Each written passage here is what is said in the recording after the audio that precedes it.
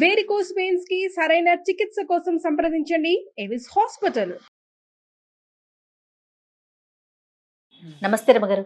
నమస్తే జయ. రమగారు, శివుని సాక్షాత్కారం, ఆయన సాక్షాత్కారం పొందాలంటే ఏం చేయాలి? ఏ మార్గంలో పయనిస్తే మనకు లభిస్తుంది అంటారు? అంటే సాక్షాత్కారం అంటే సినిమాలలో గడ్డిగా మన శివుడు ప్రత్యక్షం అయిపోతాడు అలా అని అనిపిస్తోంది కాబోలు, అంతేనా? అదే నా ప్రశ్న. శివుడు అంటే ప్రత్యక్ష రూపం కాదు కదా జయ. మనకేం తెలుసు, సినిమా కానీ డ్రామాలు కానీ నాటకాలు కానీ లేదా మనం సీరియల్స్ చూస్తాం, వీటిలలో ఏంటంటే శివుడు అనే ఒక వ్యక్తిని చూపిస్తారు మనకు తెలియడం కోసం. వీళ్ళకి శివుడు ప్రత్యక్షమై ఈ వరం ఇచ్చాడు అని తెలియడం కోసం వ్యక్తిని చూపిస్తారు. అందులో ఉన్న త్రిమూర్తుల్లో చాలా తొందరగా వచ్చేసేది ఆయనే. తొందరగా వస్తాడు, తొందరగా ఇచ్చేస్తాడు అని చెప్పుకుంటాం. మనకు అవి తెలుసు. శివుడు అట్లా సాకార రూపిగా మన ముందు ప్రత్యక్షం అవుతాడని, మనలాగానే ఇంకొంచెం ఘనంగా ఉంటాడని మనకు అదే తెలుసు. మనలాగానే ఉంటాడు, ఇంకొంచెం తెల్లగా ఉంటాడు, తర్వాత ఏ త్రిశూలం పట్టుకుంటాడు, మనలాగా బట్టలు గిట్లు కాకుండా ఏదో పులి చర్మం కట్టుకుంటాడు, ఏనుగు చర్మం కడతాడు, లేకపోతే పైన గంగమ్మను పెట్టుకుంటారు, గంగను పెట్టుకుంటాడు, మెడలో పాములు ఉంటాయి. మనకి తెలుసు కాబట్టి శివుడు అంటే ఇలా ఉంటాడు అని మనం అనుకుంటున్నాం. అవునండి. నిజానికి శివుడు ఇలా ఉంటాడా గ్యారంటీగా మనకు తెలుసా? మనకి బుద్ధి నిలవడానికి ఇలా ఉండొచ్చేమో అన్న ఊహకి ప్రతిరూపంగానే మనం గీసుకునే చిత్రాలు, చూసుకునే ఫోటోలు, వారైనా మనకు పంపించే రకరకాల ఇమేజ్లు అవన్నీ. శివుడనే ఆయన ఈ ప్రపంచం మొత్తాన్ని లయకారకుడు, ప్రపంచం మొత్తాన్ని లయం చేసేవాడు. అవును కదా. ఇప్పుడు చూడు, ఒక 10 మందికి 20 మందికి మేలు చేసేవాడిని మనం మహానుభావుడు అంటాం. ప్రత్యేకమైన వ్యక్తులు. ఒక 5-6 వేల కుటుంబాలకి గురువుగా ఉండే ఆయన ఇంకా ప్రత్యేకం. ఏదో మంచి కళగా సాత్వికంగా వాళ్ళ మొహాలు కనిపిస్తాయి గురుజీలు మనకి. 100 మందిని 100 కోట్ల మందిని అట్రాక్ట్ చేయగలిగిన వాడు, ఇంకా వాళ్ళకి బోల్డ్ పవర్స్ ఉన్నాయి తెలుస్తుంది. మొత్తం ప్రపంచంలో ఉన్న ప్రాణికోటి అందరికీ ఆజ్ఞ జారీ చేయగలిగేవాడు మనలాగానే కాళ్ళు చేతులతోటి ఉంటాడమ్మా. ఇలాగే ఉంటాడా? ఇలా ఎలా ఉంటాడు? అలా ఊహించకూడదు అసలు. మనకి బుద్ధి నిలవడం కోసం ఏర్పడిన రూపాలు ఇవి. నీ దృష్టి భగవంతుని యందు నిలవడం కోసం మొదటి ఇప్పుడు ఊరికే గోడకేసి చూస్తూ ధ్యానం చేయండి అన్నారనుకో, గోడకేసి చూస్తుంటే అలా పోతూ ఉంటుంది కన్ను. అదే అక్కడ ఒక చుక్క పెట్టారనుకో, ఆ చుక్క కేసి చూస్తుంటే మెల్లిగా ఏమైతే అలా చూస్తున్నాం అనుకోండి. ట్రై చేసి ప్రతి వాళ్ళు చూడండి, తెలుస్తుంది. ఇప్పుడు నేను నీ కేసు చూస్తున్నా, నీ బొట్టు కేసు చూస్తాను అనుకో, కాసేపు అయ్యాక నీ బొట్టు ఇట్లా పెద్దదైపోయినట్టుగా తెలుస్తుంది. దృష్టి దాని మీద నిలబడుతుంది. ఒక చుక్క మనని ఆకర్షించి దృష్టిని నిలబెడుతుంది. ఇది సాధారణంగా తెలిసింది. అవునండి. ఇప్పుడు ఒక చక్కటి రూపం, నీలము తెలుపు కలిసిన ఒక అందమైన స్వరూపం, చక్కటి ముఖం, సగం అరతెరిచిన కళ్ళు, పైన ఒక్క కన్ను బొమ్మ, ఆయన పెదిమలు నవ్వుతున్నాయేమో, మన కోసమే నవ్వుతున్నాయేమో అనిపించేంత చక్కటి నవ్వు. ఆ మెడలో మామూలు వాడెవ్వడూ ధరించలేని మహాపన్నగం ఒకటి ఉంటుంది. ఈ మెడ భాగం అంతా నీలంగా ఉంటుంది. మీకోసమే నేను ఈ విషయాన్ని స్వీకరించానని చెప్తున్నట్టు. ఇప్పుడు ఇవన్నీ భగవంతుడు ఈ స్వరూపం మనది, మన కోసం అన్న భావనతో ఏమవుతాం, మనం అందులో లయమై అయి వెళ్ళిపోతాం. మన దృష్టి అందులో లీనమైపోతాం. దానికోసమని ఈ స్వరూపాన్ని చిత్రించారు. ఈయన ఇలాగే ఉండొచ్చు, ఇలాగే ఉంటాడని తెలియదు మనకి. నువ్వు శివుడి బొమ్మలు ఏదైనా చూడు, కాసేపు చూసేసరికల్లా రమ్మంటాడు, మనని పిలిచేస్తున్నట్టు ఉంటుంది. లింగ రూపం చూసామనుకో, మనకేం పెద్దగా భావాలు తెలియవు, అక్కడేదో పవర్ ఉందని ఊహ మనకి అంతే. అదే నువ్వు ఒక స్వరూప ఫోటోను చూడు, ఒక పెద్ద ప్రతిమ ఎక్కడో బాస్పెట్లు వేసుకొని కూర్చున్నాడు, జపం చేసుకుంటున్నాడు. ధ్యానమగ్నుడుగా ఉన్న శివుడు, ఆయన కళ్ళు, ఆయన మొహము, ఆ కూర్చున్న విగ్రహము, ఒక సమున్నత ఆకారము, అవన్నీ కూడా మనని మొత్తం లోపలున్న అన్ని రకాల ఆవేశాలన్నీ లాగేసుకుంటున్నట్టు ఉంటుంది. అవునండి. ఆ లాగేసుకోగలిగే రూపాన్ని మనం చిత్రీకరించుకొని చూస్తున్నాం. శివ సాక్షాత్కారం అంటే మాటలతో చెప్పేది కాదు. మాట ఊరికే ఒట్టి పదం అది, అంతే. నిజంగా సాక్షాత్కారం లభించిన వాడు ఎవరిని మనం చూడలేము. వాళ్ళు మనలాగా మామూలుగా ఏమి ఉండరు. పొందిన వారు కూడా ఉండరంటారా రమ్మగారు? ఎందుకు ఉండరు? మహానుభావులు ఎవరో ఒకళ్ళు మనలాగా ఉండరంటారా? మనలాగా ఇప్పుడు ఈ సంసారంలో ఉండరు కదా, ఇంకా వాళ్ళకి ఏది అక్కర్లేదమ్మా. ఒక్కసారి భగవంతుడిని కంటితో చూడడం అంటే బ్రహ్మానంద స్థితి. ఆ స్థితిని అనుభవించిన వాడికి ఇంకా ప్రపంచంతో పనే ఉంది. ఎవరు కావాలి ఆయనకి? ఇంకా ఏమీ అక్కర్లేదు, ఇక ఏ ఆశ లేదు. ఒక్కసారి భగవంతుణ్ణి కంటితోటి చూడగలిగిన వాడు, పైగా ప్రధానమైనది ఏంటంటే నేకెడ్ అయి భగవంతుణ్ణి చూడలేదు. ఈ కన్ను బయట ప్రపంచాన్ని చూస్తుంది. కన్ను వెనకాలేముందో కంటికి తెలుసా? కంట్లో ఒక నలుసు పడింది, అదేమిటో నువ్వు చెప్పగలవు? నా కంట్లో పడ్డ నలుసు నల్లగా ఆకుపచ్చగా 2 గీతలు ఉన్నాయి దాంట్లో అని చెప్తావా? నువ్వు అద్దంలో చూసుకోవాలి నువ్వు. అంతే. ఏమి కన్ను ప్రపంచం అంతటినీ చూస్తుంది కదా, దా- దాన్ని ఎందుకు చూడదు? పోనీ నా రంగు ఏదో నా కంటికి తెలుసా? నేను అద్దంలో చూసుకుంటే తెలుస్తుంది. లేకపోతే పోనీ నీ కంటి వెనకాల 376 నెర్వ్స్ ఉంటాయి, ఏది ఒక నెర్వ్ని చూడమను. ప్రపంచాన్ని మాత్రమే చూడగలదు, బయటని బాహ్యమైన దానినే చూస్తుంది. మన అవయవాలన్నీ కూడా బాహ్యంగానే ప్రవర్తిస్తాయి. ఇప్పుడు మనం చెవితో అన్ని శబ్దాలు వింటామా జయ? మన చెవి లోపల శూన్యం ఉంటుంది. ఆ శూన్యంలోకే ఈ సౌండ్ వెళ్ళి ఇది మెదడుకి తగిలి తెలియజేస్తుంది. ఆకాశం ఉంటుంది చెవి లోపల. శబ్ద గుణకం ఆకాశం అని చెప్తారు, ఎందుకంటే శబ్దాన్ని కలిగించేది ఆకాశం, అదే చెవిలో ఉంటుంది. చెవి కూడా అంతే, దాని లోపల శబ్దాలు తెలియదు. మెదడులో ఒక టప్పమని ఒక నరం పగిలింది, మన చెవి దాన్ని వినలేదు. మనకు మతిపోతే డాక్టర్ చెప్తాడు వీళ్ళకి మెదడులో నరం చిట్లిందండి అని.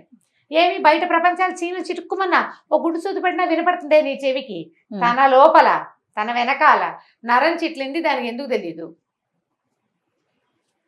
తెలీదు. ప్రశ్నే. ఇప్పుడు బాహ్యేంద్రియాలు ఏవి భగవంతుణ్ణి చూడలేవు, ఇవన్నీ బయటకి ప్రసరించేవి. అంతరింద్రియంతో భగవంతుణ్ణి తెలుసుకోవాలి. ఇప్పుడు అంతరింద్రియం ఏమిటి? మనకు లోపల ఏముంది? మనసు, బుద్ధి, అహంకారము, చిత్తము, ఈ 4 శరీరం లోపల ఉన్నాయి మనకి. నీ మనసు ఎక్కడుంది? ఫలానా చోట ఉందని చెప్పగలమా? బుద్ధి, ఇది మెదడు, దీని పేరు మెదడు, దీంట్లో బుద్ధి ఉందా? ఉంటే ఉండొచ్చు, లేకపోతే లేకపోవచ్చు. చిత్తం, చిత్తశాంతి అనే పదం వాడుతుంటాం. అవునండి. ఏమిటి ఆ పదార్థం? చిత్తం, అది కూడా లోపలే ఉంటుంది. అహంకారం లేనిదెవరు? నేను అనే భావన ఉంది చూసావా, అది ప్రతివాడికి ఉంటుంది. ఈ 4టిని మూసేస్తే అప్పుడు అంతరింద్రియం తెరుచుకుంటుంది, అంతర్నేత్రం భగవంతుణ్ణి చూడగలుగుతుంది. ఈ 4టితోటి కూడా మనం భగవంతుణ్ణి చేరలేం. ఇప్పుడు మనసు అన్ని చోట్లకి పరిగెడుతుంది. ఏది? ఆఫ్రికా వెళ్తావు నీ మనసుతోటి. ఈ ఆఫ్రికా ఎలా వెళ్తావు నువ్వు? ఆఫ్రికా ఈ మొత్తం ప్రపంచ పటంలో ఫలానా చోట ఉంది అని నువ్వు కంటితో చూసి తెలుసుకున్నావు. ఆఫ్రికాలో నల్లటి మనుషులు, ఎత్తైన వాళ్ళు, జీబు జుట్టు ఉన్న వాళ్ళు ఉన్నారని నువ్వు చదివాం, నీకు తెలుసు కదా. ఇప్పుడు ఆఫ్రికాకి ఫ్లైట్లో వెళ్ళాలి, అక్కడ కొబ్బరి చెట్లు ఉంటాయి, సముద్రాలు ఉంటాయి, అవన్నీ నీ ఊహ. నువ్వు ఏవేవి ఇక్కడ చదివావో, ఏవి తెలుసుకున్నావో అక్కడికే నీ మనసు ప్రసరిస్తుంది. ఇక్కడి నుంచి నువ్వు ఆఫ్రికా వెళ్ళిపోతుంది నీ మనసు. నీకు ఆఫ్రికా అనే ప్లేస్ తెలిసి, పేరు తెలిసి, అక్కడ వీళ్ళంతా ఉంటారని తెలిసిన చోటకే నీ మనసు పరిగెడుతుంది. నీకు తెలియని ఒక విషయం వైపు నీ మనసు ఎలా వెళ్తుందో చెప్పు. కష్టం. వెళ్ళదు. అందుకంటే వేగమైనది ఏది అంటే మనసు కదా. నీకు తెలియని విషయానికి వెళ్తుందా మనసు? వెళ్ళదు. తెలిసిన వాటికే వెళ్తుంది. ఇవంతా తెలుసు నీకు, ప్రపంచం గురించి మొత్తం తెలుసు, కానీ కన్ను ఏం చూస్తుందో దాన్నే ఇప్పుడు మనసు తెలుసుకుంటుంది కదా. ఇప్పుడు మనసు కూడా తనకి తెలియని విషయం ఏమిటంటే భగవంతుడు అనే బ్రహ్మ పదార్థం మనసుకు తెలియదు. అది ఎప్పుడు చూడలేదు కదా. కన్ను చూస్తే మనసుకు తెలుస్తుంది, కన్ను చూడనప్పుడు మనసుకు ఎలా తెలుస్తుంది? చెవన్నా వినాలి. కన్ను చూడాలి, చెవి వినాలి, ఆ 2 జరగలేదు. జరగకపోతే మనసుకు తెలిసేదే లేదు. సో ఇప్పుడు మనసుతోటి కూడా మనం భగవంతుడిని చేరలేం, లాభం లేదు. మరి దేంతో వెళ్తావు భగవంతుడి దగ్గరికి? ఈ మనసు, బుద్ధి, అహంకారము, చిత్తము, ఈ 4 కూడా ప్రస్తుతపు జీవితాన్ని ముందుకు తీసుకెళ్ళటానికే మనకు ఉపకరిస్తాయి. కొత్త విషయాన్ని, జ్ఞానాన్ని పెంపొందించుకోవటానికి ఉపకరిస్తాయి. భగవంతుని చేరాలంటే వీటిని మాన్పాలి, వీటిని తగ్గించుకోవాలి, వీటిని వదిలిపెట్టేసేయాలి, మనసుని దాటి ప్రవర్తించాలి. ఇప్పుడు ఈ 4 అనుకుందాం. మనకు మామూలుగా ఇంద్రియాలు ఉన్నాయి. ఏమేమిటి? జ్ఞానేంద్రియాలు, పంచ జ్ఞానేంద్రియాలు, పంచ కర్మేంద్రియాలు. జనరల్గా తెలిసినవే కదా. కన్ను, ముక్కు, చెవి, నాలుక, చర్మం. ఓకే. అక్కడి నుంచి కాళ్ళు, చేతులు, లోపల ఉండే రహస్యవయవాలు, ఇవి మొత్తం కలిపి 10. అంతే కదా. అవునండి. ఈ 10 తోటి మనం అన్ని రకాల ప్రవర్తనలు చేస్తాం. అవును. ఇవి 10, లోపల ఉన్నవి 4. మనసు, బుద్ధి, అహంకారము, చిత్తము 4. వీటితో పాటు ఈ 14 తోటే మనిషి ఉంటాడు ఇప్పుడు ప్రస్తుతం. ఎవడైనా సరే నువ్వు నేను కూడా సమస్తమైన వాళ్ళు. అంటే ఇప్పుడు చెయ్యి నేనా? చెయ్యి నేనేనా? మీలో భాగం. భాగం. కాలు నేను కాదు, చెవి నేను కాదు, ఈ ముక్కు నాలుక ఏది నేను కాదు, ఇవన్నీ కలిపి నేను. అంతే. అవును. ఆ. ఇప్పుడు నేను మరణించాను అనుకుందాం. ఆ, ఈ నేను అనే వ్యక్తి మరణించాడు. వీడి శరీరం అంతా ఇక్కడే ఉంటుంది. వీడి పంచ జ్ఞానేంద్రియ పంచ కర్మేంద్రియాలు రోడ్డు మీద ఇక్కడే కనపడతాయి మనకి. వీడు ఇక్కడే ఉన్నాడు కాబట్టి వీడి చిత్తము అతీతము మనసు అహంకారము బుద్ధి వాడిలోనే అక్కడే ఉండాలి కదా. కానీ వీడు ఎందుకు కదలడు? దేనివల్ల వీడు కదలటం లేదు? ఇంతకుముందు దేనివల్ల కదిలాడు, ఇప్పుడు దేనివల్ల కదలటం లేదు? ప్రాణం లేకపోవటంతో. ఇప్పుడు ప్రాణం అనే వస్తువు ఏమిటి? ఈ ప్రాణం ఎక్కడికి వెళ్ళింది? ప్రకృతిలో కలిసిపోయింది. ముందు ఎక్కడి నుంచి వచ్చింది? ప్రకృతి నుంచే వచ్చింది. ఇప్పుడు ఆన్సర్లు కరెక్ట్గా ఉన్నాయి నీ దగ్గర. ప్రకృతిలోంచి వచ్చిన ప్రాణం ఒక ఇంత చుక్కలోకి ప్రవేశించి వాడిని ఇంత ఇంత ఇంత ఇంత ఇలా చేసి కాళ్ళు చేతులు అన్నీ వచ్చేలాగా చేసి ఇంత వాడిని చేసి బయట పెట్టింది. ఇంతవాడు అంతవాడయ్యాడు. తర్వాత ఇలా వంగిపోయాడు, తర్వాత వెళ్ళిపోయాడు, తర్వాత వెళ్ళిపోయాడు. ఇప్పుడు వీడికి ఇంతగా ఉన్నప్పుడు ఇంతగా ఉన్నప్పుడు ఒకడే కదా? అవునండి, ఒకడేనా? ఇప్పుడు వీని ఇంత నుంచి ఇంత దాకా వాడితో పాటే ఉన్నది, ఇప్పుడు ఎక్కడికో వెళ్ళిపోయింది. వెళ్ళి ఏం చేస్తుంది? అది మళ్ళీ ఇంతలోకి ప్రవేశిస్తుంది. ఎక్కడో ఆ జీవం ఎక్కడో ప్రవేశిస్తుంది. ఖచ్చితంగా ప్రవేశిస్తుంది రమ్మగారు. తప్పేది లేదు. ఎప్పుడు ప్రవేశించదు అనే దాని మీద మనం మాట్లాడుకోవాలి. ఇది తప్పనిసరి. ఇందులో ఏ మార్పు లేదు. నువ్వు మనిషిగా పుడతావా, జంతువుగా పుడతావా, క్రిమికీటకాదులుగా పుడతావా, నువ్వు ఎలా పుడతావు అనేది నువ్వు ఇప్పుడు చేసిన కర్మలు, ఇంతకుముందు చేసిన కర్మల మీదే డిపెండ్ అయ్యి ఉంటుంది. మన కర్మల మీదే. ఖచ్చితంగా. ఈ కర్మ సిద్ధాంతమే భారతీయ తాలూకు అస్తిత్వ సిద్ధాంతం. ఇదే భారతీయ అస్తిత్వం. కర్మ సిద్ధాంతమే భారతీయుల ప్రధానమైన సిద్ధాంతం. ఇవాళ నువ్వు ఒప్పుకోకపో. మేము ఒప్పుకోమండి, మేము ఒప్పుకోవద్దు. ఒప్పుకోకపోయినా తప్పేది లేదు. ఒప్పుకోకపోయినా ఇవాళ 6 అడుగులు ఉన్న నువ్వు ఒకప్పుడు నువ్వు ఒక సూది మన మోపినంత చుక్కవి, నువ్వు ఒప్పుకు తీరాలి. ఖచ్చితంగా. సృష్టి ఇప్పుడు సూది మన మోపినంత చిన్న డ్రాప్ నుంచి నువ్వు ఇంత వాడి అయ్యేందుకు నువ్వేం చేసావు? నువ్వేం చేయలా. నీ లోపల కదులుతోంది ఆ ప్రాణం. అది నీతో ఉంది కాబట్టి ఉన్నావు నువ్వు. అది నీతో ఉంది. ఇప్పుడు ఆ ఉన్నదే భగవంతుడు, అదే శివుడు. అది మనతో ఉన్నంత కాలం మనం ఉంటాం. అంతా నాదే. మరి ఎందుకు గుర్తించలేకపోతాం అంటారు? దాన్ని విష్ణుమాయ అంటారు.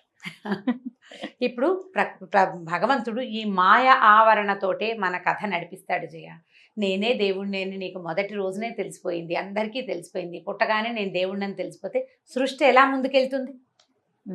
ప్రపంచం ఎలా నడుస్తుంది? ఒక్కొక్కడు తెలుసుకుంటాడు. జనన మరణ చక్రాన్ని దాటుకుంటూ వెళ్తాం. ప్రతివాడికి తెలుస్తుంది. కొంతమందికి 1,00,000 జన్మల తర్వాత తెలిసేవాడు కూడా ఉంటాడు. కొద్ది జన్మల్లోనే తెలుసుకోగలిగిన వాడు కొంతమంది ఉంటారు.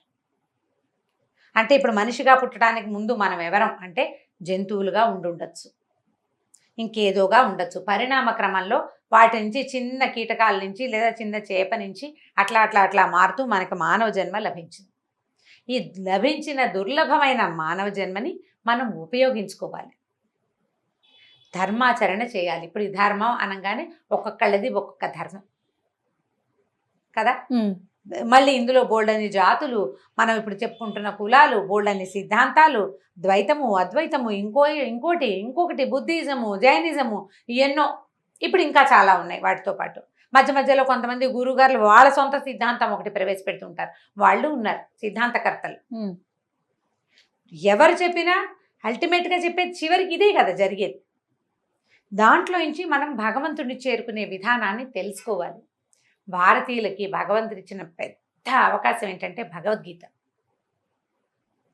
భగవద్గీతలో ఈ పరిణామ క్రమం స్పష్టంగా చెప్పబడింది.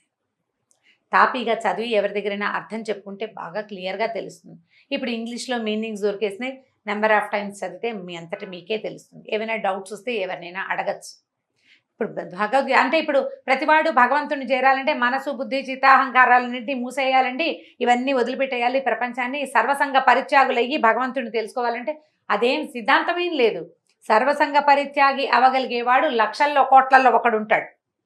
మిగిలిన వాళ్ళంతా ఈ సంఘంతోటే, ఈ ప్రపంచంతోటే, ఈ కర్మలన్నీ ఆచరిస్తూనే చక్కగా పెళ్లిళ్ళు చేసుకుని పిల్లల్ని చదివించుకుంటూనే భగవదర్పణం చేయాలి తమ చేసే కర్మలని.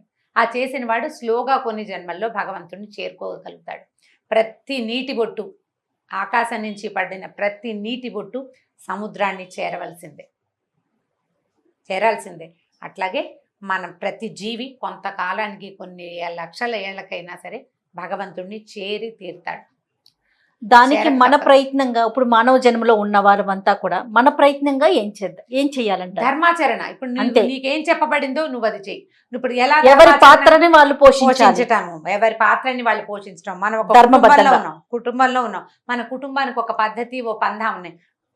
నీ కుటుంబానికి ఏ పద్ధతి లేదు, ఎవరిన ఒక గురువుని ఆశ్రయించు, అతని బంధాన్ని అనుసరించి ముందుకు తీసుకెళ్ళు, ఇతరులకి సహాయం చేయి. నువ్వు నీ దగ్గర 4 ముద్దలు అన్నం ఉంటే ఒక ముద్ద ఆకలి కొన్నవాడికి ఒక ముద్ద పెట్టు. 4 పక్షులు మీ వాకిట్లో తిరుగుతుంటే 2 గింజలు ఆ పక్షులకు వెయ్యి. ఓ దేవాలయానికి వెళ్ళు, భగవంతుని ప్రార్థించు. ఈ ప్రపంచంలో ఉన్న శక్తి అంతటిని వాడుకోమని నాకు ఇచ్చావు ప్రత్యక్ష నారాయణమూర్తి అని సూర్యుడికి దండం పెట్టు.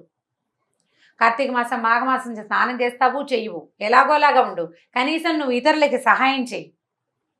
దానివల్ల నువ్వు చేసే చాలా చెడు పనుల నుంచి నీకు కర్మక్షయం కలుగుతుంది. ఆ కర్మలన్నీ తగ్గిపోతాయి. నీకు మంచి సుకర్మలు పెరుగుతాయి, కుకర్మలు తగ్గిపోతాయి. ఇతరులను మోసం చేయకు, పరుల ధనాన్ని అపహరించకు, పరోపకారం చేయడానికి ప్రయత్నం చేయి. పెద్ద ధర్మాచరణ అందరికీ కుదరదు జయ.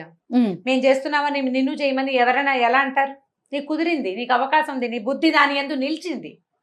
కొంతమందికి నిలుస్తుంది బుద్ధి, రోజు గుళ్ళోకి వెళ్ళాలి, కుదుర్చుకుంటారు. వాళ్ళకి ఇంట్లో కుదురుతుంది, వాళ్ళకి అవకాశం వస్తుంది, వాళ్ళ బుద్ధి కుదురుతుంది.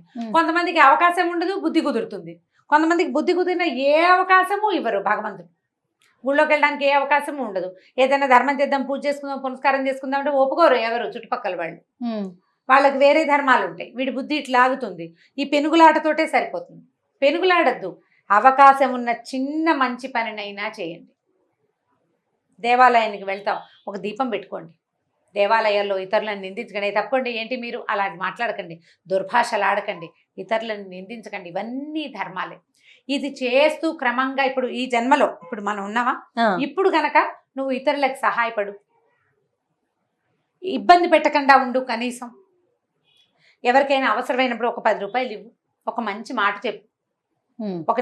నీ మాట సాయంతో వాళ్ళకి పని అవుతుందంటే మాట సాయం చేసేసేయి. ధనమే జీవితంగా భావించకు. ఎందుకంటే నువ్వు ధనమే జీవితంగా భావిస్తావు. ధనం చాలా అవసరం, అసలు నిర్వివాద అంశం అది. డబ్బులు లేకపోతే ఎలాగా? కానీ డబ్బులే ఉన్నా కుదరదు కదా. అది డబ్బుల కోసమే ప్రయత్నం చేయొద్దు. అప్పుడప్పుడు కొంత ధర్మాచరణ కూడా చేస్తూ ఉండండి. అవకాశం ఉంది, కాలు చెయ్యి ఉన్నాయి, రోడ్డు దాటుతున్నారు, ఎవరికైనా చేయించుకుని రోడ్డు దాటిచ్చు. ఎవరో బ్యాగ్ మైలిపోతున్నారు, ఆ బ్యాగ్ తీసుకో. చిన్న చిన్నవే కదా మనం చేయగలిగిన. ఇలాంటి ఆచరణ చేస్తుంటే తరువాత జన్మలో ఈ ఆచరణ ఉంది చూసావా, అది వీడికి కొంచెం ముందుకు తీసుకెళ్తుంది. లేదా జపం చేసుకుంటావు, నువ్వు ఏదో పూజ చేసుకుంటావు, బాగా వెళ్తావు గుళ్ళకి, నువ్వు చేసినటువంటి ఇది ఉంది చూసావా, ఈ గుడికి వెళ్ళటం, లేదా ఏదైనా చక్కటి సంగీతం వింటాం, దేవుడు ఎదురుకుండా ఒక చక్కగా కూర్చొని పాటలు పాడడం, ఇలాంటివన్నీ తర్వాత జన్మకి క్యారీ అవుతాయి. మనిషి చనిపోతే ప్రాణాలు పోతాయి కదా మామూలుగా మనం చెప్పుకుంటాం. అయితే ఏంటంటే లోపల పంచకోశాలు ఉంటాయి మనకి, అన్నమయ, మనోమయ, విజ్ఞానమయ, ఆనందమయ, 5 కోశాలు. లైన్ మర్చిపోయాను. 5 కోశాలు ఉంటాయి. వీటిలలో ఒక కోశం వ్యక్తులతోటి వస్తుందట, ఆ జీవుడితో పాటు. దానివల్ల ఏమిటంటే పూర్వజన్మ సంస్కారం అనేది వింటుంటాను చూసాము. అవునండి. ఆ సంస్కారము ఇలా వస్తుంది. జీవుడితో పాటు వచ్చిన ఆ ప్రత్యేక కోశంలో వాడు ఈ జన్మలో ప్రగాఢంగా విశ్వసించిన ఒక ధర్మం, చాలా ఆసక్తిగా విన్నటువంటి సంగీతం కానీ, చాలా ఆసక్తిగా చేసిన ఒక క్రియ కానీ, ఇంట్లో ఎవరికి రాదండి, ఈ పిల్లాడికి సంగీతం వచ్చు అంటారు. వాడిది పూర్వజన్మ సంస్కారం వల్ల వచ్చిందంట. అది వాడితోటి వెళ్తుంది. నువ్వు ఇప్పుడు దుర్మార్గమైన పనులు చేసావనుకో, కొంత వస్తుంది నీతోటి. ఇంట్లో అందరు వెజిటేరియన్స్ అయితే నీకు ఒక్కడికి చేపలు చూస్తే తినబుద్ధి అవుతుంది. వదిలిపెట్టలేవు. ఆ మరణ సమయంలో కూడా నీకు చేపలే గుర్తొస్తాయి, అవే తినాలనిపిస్తూ పోయావనుకో, అది గుర్తు చేసుకుంటాం అనమాట మనం. కాబట్టి ప్లాన్డ్గా చేసుకోవాలి. ఇప్పుడు మనకు అవకాశం ఉంది, భగవంతుడు మనకి మనిషిగా పుట్టేందుకు అవకాశం ఇచ్చాడు. సాధ్యమైనంత దుష్ప్రవర్తన చేయకుండా సత్ప్రవర్తన చేయటానికి అవకాశాలు తీసుకోవాలి. శివ సాక్షాత్కారం ఎప్పటికో జరుగుతుంది. భగవంతుణ్ణి మనం తెలుసుకున్నాక ఇక మళ్ళీ పుట్టము మనం. మళ్ళా మనకి పుట్టుక లేదు, పునరావృత్తి రహితమైన ముక్తి అండి. దాన్నే ముక్తి లేదా మోక్షం అంటారు. అదే భగవంతుడిని చేరటం. ఇంకా అక్కడ చేరాక ఇక నువ్వు పుట్టేదేం లేదు. మళ్ళీ ఇంకోసారి యుగం మళ్ళీ మొదలవుతుంది కదా. ప్రపంచం అంతా మొదలయ్యేది ఇంకెన్ని తరాల తర్వాత, ఎన్ని యుగాల తర్వాత. అప్పుడు అందరితో పాటు నువ్వు వస్తావు. నువ్వు ప్రత్యేకమైన వాడివి కాదు. నువ్వు ప్రత్యేకమైన వాడు కాదు. వీళ్ళందరూ సముద్రంలో నీటి చుక్కల్లాగా భగవంతుడిలోని భాగాలం మనం. భగవంతుడు అనే ఒక పెద్ద వస్త్రంలోని ఒక్కొక్క నూలు పోగు ఒక్కొక్క ప్రాణి. ఈ నూలు పోగులన్నీ అక్కడ చేరితే మళ్ళీ అక్కడ వస్త్రం తయారవుతుంది. మళ్ళా సృష్టి మొదలైనప్పుడు వస్త్రంలో ఉన్న పోగులన్నీ బయటకు వస్తాయి. చెట్లు గాను, చేమలు గాను, పురుగు గాను, పిల్లి గాను, ఎలగ్గాను, మనిషి గాను అవే పుడతాయి. నేను ఆ వస్త్రంలోని దాన్నే వాణ్ణే అని మనం తెలుసుకోగలగాలి. ఆ సముద్రపు నీటి చుక్కనే అని గనక మనకి తెలిసిందా, నాలాంటి వాడే నువ్వు కూడా, నా ఎదురుగుండా ఉన్నవాడు కూడా నాలాగానే ఒక భగవంతుని స్వరూపం. వాడి రూపం అలా ఉందంతే. నువ్వు మంచినీళ్ళు తెచ్చావు జయ, ఒక పెద్ద బిందె నిండా. నీళ్లు ఎన్నుంటాయి? బిందెడు నీళ్లు. దాన్ని గ్లాసులో పోసావు, గ్లాసుడు నీళ్ళు. పోనీ చెంబులో పోసావు, చెంబుడు నీళ్లు. ఇప్పుడు అన్నిట్లలో ఉన్నది ఏమిటి? నీళ్ళే. రూపమేగా మారింది. అంతే. ఆఫ్రికాలో నల్లగా ఎత్తుగా జీబు జుట్టుతోటి ఉన్నా వాడు దేవుడే. పోనీ ఇక్కడ యూరోప్లో చూస్తే ఎర్రగా పొడుగ్గా భలే అందంగా ఉన్నారు, బాగున్నారు అనిపిస్తారు, వాళ్ళు భగవంతుడే. నువ్వు నేను కూడా, మనతో పాటు పిల్లి ఎలక అన్నీ కూడా మన కర్మానుభవాలను బట్టి మనం ఎలా పుడతాము, ఎక్కడ పుడతాము అవన్నీ నిర్దేశించబడతాయి. ఇప్పుడు మనం చేసేదే మన తర్వాత జన్మకి కారణం అవుతుంది. నువ్వు మంచివి చేస్తే నీకు మంచి జన్మ, లేదా నువ్వు చాలా అద్భుతమైన కార్యక్రమాలు చేసేస్తే నీకు పునరావృత్తి లేకుండా చక్కగా నువ్వు భగవంతుని చేరిపోతావు. మనకు భగవద్గీతలో చెప్తారు, అంత్యకాలంలో మరణించే సమయంలో నన్ను తలచిన వాడు నా వంటి వాడే అవుతాడని చెప్పాడట కృష్ణుడు. ఎప్పుడు అంత్యకాలంలో ఎలా తలుస్తారు జయ? అంత్యకాలంలో అమ్మో అయ్యో కుయ్యో మొర్రో అంటారు ఎవరైనా. ఎప్పుడు తలుచుకుంటాం మనం? నీకు నిత్యం రామకృష్ణ అనే అలవాటు ఉంటే, చచ్చిపోయి ప్రాణం పోతుంటే రామా ప్రాణం పోతోందిరా అనొచ్చు. సడన్ గా రామ ఎలా గుర్తొస్తాడు నీకు? రాడు. ఆ రామని, ఆ కృష్ణని, ఆ నారాయణుడు, ఆ గోవిందుడిని మనతోటి ఉంచుకోవాలి అంటే నిత్యము నామపారాయణ చేయాలి, స్మరణ చేయాలి. లేదా మంచి మెథడ్ చెప్తాను జయ, ఇప్పటిదాకా ఎప్పుడూ చెప్పలేదు. పిల్లలకి చక్కగా దేవుడి పేర్లు పెట్టుకోండి. గోవింద, రామ, నారాయణ, కృష్ణ అని చక్కగా పిల్లవాడిని పిలుచుకుంటే ఆ పిలుపుతోటి ఉంటుంది. చచ్చిపోయేటప్పుడు పిల్లల్ని ఎలాగో తలుచుకుంటాం. ఆ పిలిచి పిలిచి పిలిచి కృష్ణుడు మనతోటి ఉంటాడు. మనం ఏం చేస్తాం ఇప్పుడు? యష్ మష్ కష్ అని ఇలాగ చివరి అక్షరాలు 2 అక్షరాలు ఉండాలి, 2వ అక్షరం హలంతం ఉండాలి. ఎలాగోలాగా కొత్తగా పెట్టాలనుకుంటాం. అందులో మళ్ళీ ఒక అక్షరంతోనే పిలుస్తాం. కొత్త అక్షరంలోనే ఒకే అక్షరంలో పిలుస్తున్నాం. అదేదో సినిమాలో లీ అని పిలుస్తుంటారు వాడిని. లీ అనేది పిలిపేయటం విచిత్రంగా ఉంటుంది. లీ అని పే అని పిలుచుకోకుండా చక్కగా దేవుడి పేర్లు కనుక పెట్టుకున్నామంటే ఏం చక్కగా దేవుడి పేరుని పిలుచుకుంటూ ఉండొచ్చు రోజంతా. దీని మీద మొన్న కార్తీక పురాణంలో ఒక కథ కూడా ఉంది, అజామిళుడి కథ. అందులో నారాయణ నారాయణ అని పిలుస్తాడు. చచ్చిపోయేటప్పుడు కొడుకుని పిలుస్తాడు ఆయన.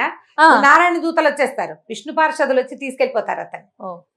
కాబట్టి చక్కగా పిల్లలకి ఈ పేర్లు పెట్టుకోండి. భగవత్ సాక్షాత్కారం బహుసులువుగా జరుగుతుంది. మనకి ఇచ్చిన ఈ జన్మను ఉపయోగించుకొని తోటి వారికి మనం చేయగలిగినంత ఉపకారం చేయాలి. అంతే. రైట్ రమ్మగారు, నమస్తే. నమస్తే జయ. ఈ వీడియో కనుక మీకు నచ్చినట్లయితే లైక్ చేయండి, షేర్ చేయండి. మరిన్ని వీడియోస్ కోసం మా ఛానల్ని సబ్స్క్రైబ్ చేసుకోండి.